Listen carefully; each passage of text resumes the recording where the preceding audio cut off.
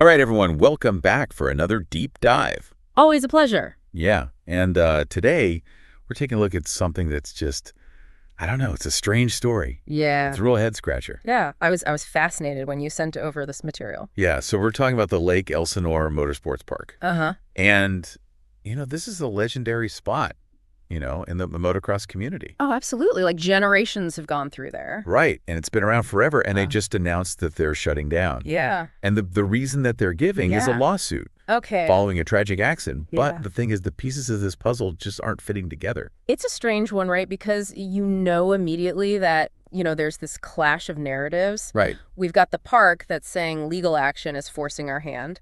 But the family involved is saying, hold on, like, that's not the story at all. Yeah, it's like a plot twist. Exactly. That you just don't see coming. Yeah. So let's kind of set the scene here. Mm-hmm. Back on June 4th, 9-year-old Brooke Carlton was killed in a collision during a race at the park. Tragic. Yeah, absolutely heartbreaking. And, you sent over some articles, and it looks like the park really focused on safety. They did. Yeah. Was this like a recent thing? Was this like a new development or? That's a good question, and that's something that I think is, going to be part of the investigation moving forward. Like, have they always been super safety conscious, or is this something that maybe they kind of amped up, recently in response to, maybe some other things that had happened? Yeah, were there like specific protocols in place that might shed light on this incident? Yeah, and I think to add another layer to that too, what type of race was she in? Was this like a, beginner's thing, or was this, something more advanced, the track conditions that day? Were there any other, contributing factors? All of that stuff, I think, will be important. Right, absolutely. And to be clear, regardless of the circumstances, this is absolutely heartbreaking. Of course. So fast forward 5 months, the park drops this bombshell announcement on Instagram. Uh-huh. And they cite a lawsuit from the Carlton family as the reason for the closure. They even go so far as to mention that the property owner is also being sued. Okay. And then here's where things get even more strange. Right. The Carlton family's lawyer has publicly stated they haven't filed any lawsuit and even expressed their support for the motocross community. Yeah.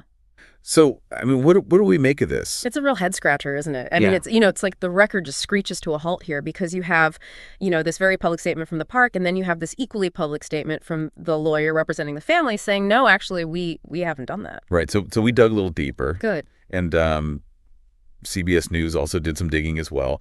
They searched court records, and guess what? They didn't find any record of a lawsuit. Wow. So we have a discrepancy here. Huge discrepancy, right? It makes you wonder about the transparency here. Yeah, totally. And, I think this is something that you see a lot, unfortunately, in a lot of different industries where, there's kind of this PR statement that goes out there, and then the reality of the situation is often a little bit murkier, a little bit more gray. Yeah, so this begs the question. Yeah. What are the real motivations behind this closure? Right. Is there something more at play here, that they're not telling us? Right.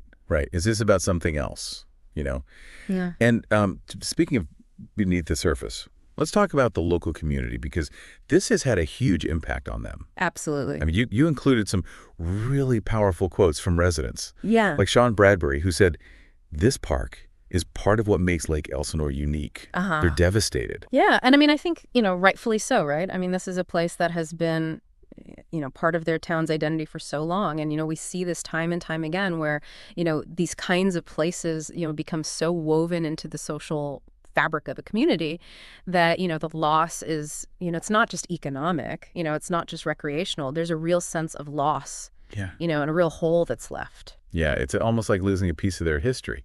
Absolutely. Yeah. So we have this tragic accident, a sudden closure, a phantom lawsuit, and a community that's left reeling.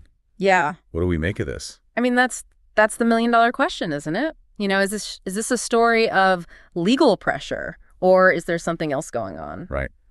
And I think, the real takeaway here for our listeners is that sometimes things aren't always as they seem. Yeah. We talk about this a lot on the show, and we really encourage people to look beyond the headlines, to look beyond, the initial, press release or whatever it might be, and to really, dig a little deeper. And to ask those hard questions and to not be afraid to, question the official narrative. Yeah. You've given us a lot to think about. Well, thank you. And this whole situation, it really feels like an unsolved mystery. Yeah. So as you continue to follow this story, Uh-huh. consider the conflicting accounts, the lack of evidence, the potential motives at play. Absolutely. Is this a story of legal pressure, Yeah. or is something else driving this decision? Good question. Keep asking those questions. Yes. And let us know what you uncover. We would love to hear from you. Awesome. All right. Thanks again for joining me on this deep dive. My pleasure. And we'll see you next time. See you later. Bye. Bye.